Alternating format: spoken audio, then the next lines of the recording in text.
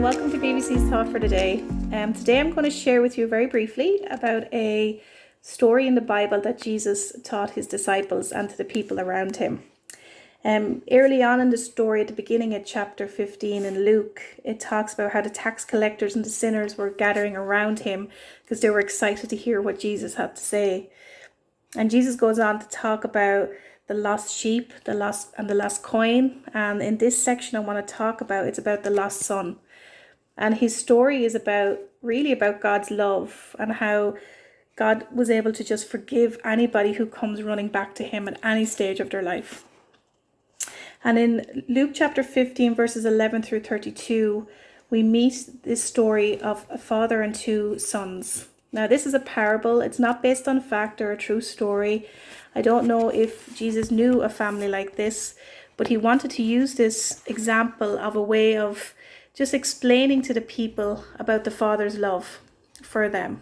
And no matter if you consider yourself the worst sinner in the world, or if you're hated by those around you, like in those days, tax collectors would not be the friendliest people, nor would people want to be friendly with them. And yet these were the people listening to this story.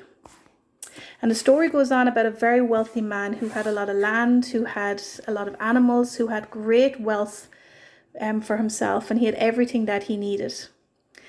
And one day his youngest son came to him and just demanded for his inheritance. He wanted half of what was owed him.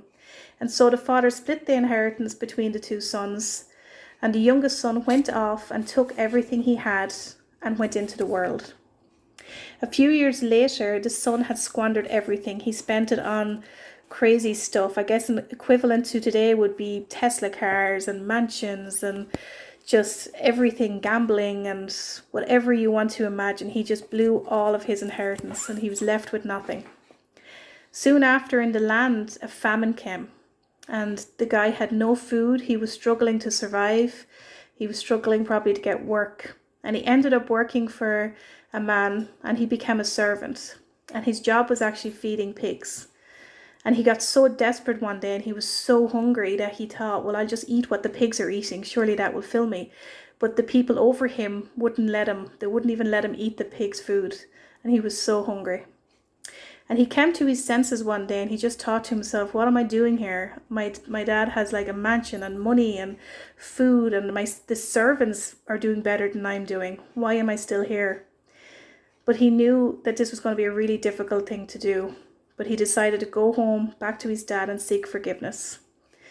And he got home, he got close to the house. And as soon as he got close to the house, the dad was already at the other side of the lane. And he looked up and he saw him. And I want you to just take a second to imagine if that was you, if this was your kid, if this was a family member, somebody you knew had just walked out of your life, had just broken their relationship, had left everything, had just devastated you, broke your heart, and then all of a sudden you see them come down the lane. What would your response be? How would you react to this? What's your feelings here? When I first read this story, I remember thinking, oh, here's a spoiled brat. He took everything. He treated his dad badly, and he just wanted to come back now because he had nothing left. But he came down that lane and his father saw him. And his dad didn't hesitate. He didn't take a step back. He didn't send the servants out first. He ran up the lane. He grabbed his son, and with tears in his eyes, he welcomed him home. No hesitation, no second thought, nothing. He just welcomed back into the fold, welcomed him back into his family. He didn't just do that. He went another step further, and he got the best calf, the fattened calf. He got his servants to cook the best meat. I guess an equivalent to today was the best champagne, the caviar. There was a big party. They got the best bands. They had a huge celebration because the son had come back home. The son sought forgiveness from his father for what he had done, and the father quickly forgave him with no hesitation. Nearby was the older brother, and the older brother was down in the fields working because he had spent his whole life looking after his dad, looking after the land, the farm, the servants, everything. And his older brother was coming back to the house and he could hear the music and he could smell the food, and he's like, what's going on? And the servant ran out to him and said, your brother is home. This is so exciting. Your brother's back. And he was like, what? And he didn't go in because he was so angry. So he decided to stay out, and his dad came out to him and was like, "Why aren't you coming in? Your brother's home." But he was so jealous. He was so jealous. He was like, "You are cooking the best food, giving him a big party, but you never did any of this for me." And he turned around to the son and he said, "You have everything. You own everything I have. You have everything that I have. You need to be happy for our son because he was lost and now he's found." He goes on to say it like this. He says, "My son," the father said, "you are always with me and everything I have is yours. But we had to celebrate and be glad because this brother of yours was dead and is alive again. Was lost and he is found."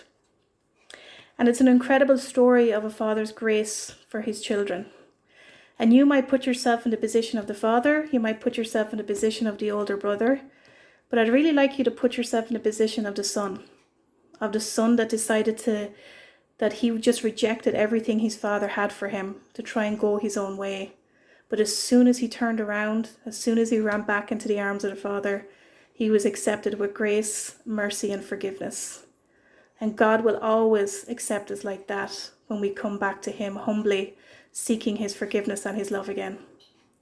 I hope this encourages you. I hope you open your Bible. I hope you will find this passage in Luke 15. I hope you will read this for yourself and understand the Father's love for you is so deep and so rooted in grace and mercy and compassion. And all he wants is for you to turn around and come running back to him. And he will put on the biggest celebration for you, and he will give you everything and more than what your hearts can desire. Thank you for listening today. God bless.